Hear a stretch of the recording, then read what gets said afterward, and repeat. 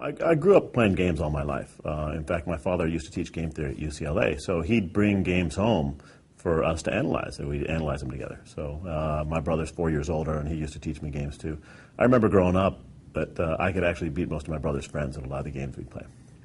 You know, I remember my parents teaching me poker when I was very young. I can't remember a time when they taught me the game, but it seems like I've known it all my life. Let's see. I remember playing poker for money for the first time. I was 10 years old in the fourth grade. I remember losing 35 cents on this one gigantic hand.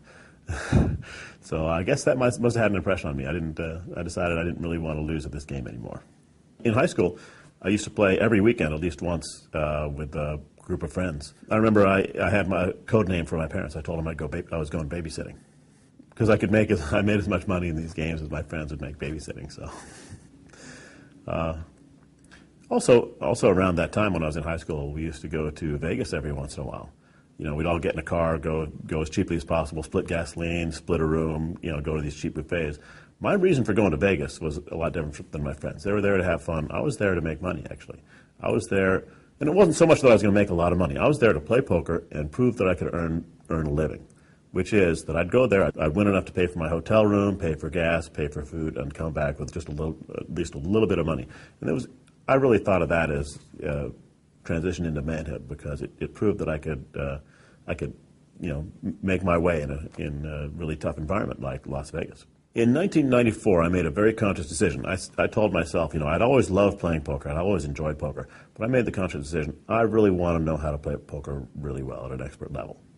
Because I'd mastered a lot of other games, but I'd never really mastered the game of poker. And I figured, to become the best poker player, to become one of the best, you really have to play against the best. And back in those days, I couldn't afford to play against the best players because they're playing at least 1 in 200. They're playing much higher stakes than I could ever afford to. So I was looking for a way to match wits against the best players for a lot less money. And what I found is that actually poker tournaments allowed me to do that. I could play in a poker tournament with a $200 or $300 buy-in back then and play against some really, really good poker players. And not only that, the other opponents I was playing against in these poker tournaments would take the games a lot more seriously than they would in the side action because there really was some goal. And so the games were a lot better and they're more conducive to learning how to play the real game of poker. Because in the side action, if you're playing against people who are just there to gamble or just there to have fun, they're not really trying that hard to beat you.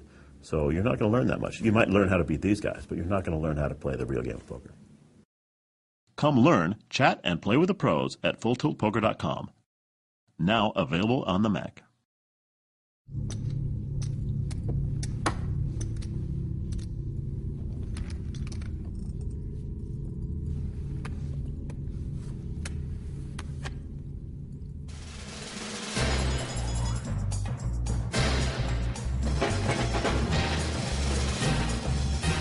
Sometimes you want to advertise your bluffs. It makes your opponents second-guess themselves. It drives them crazy.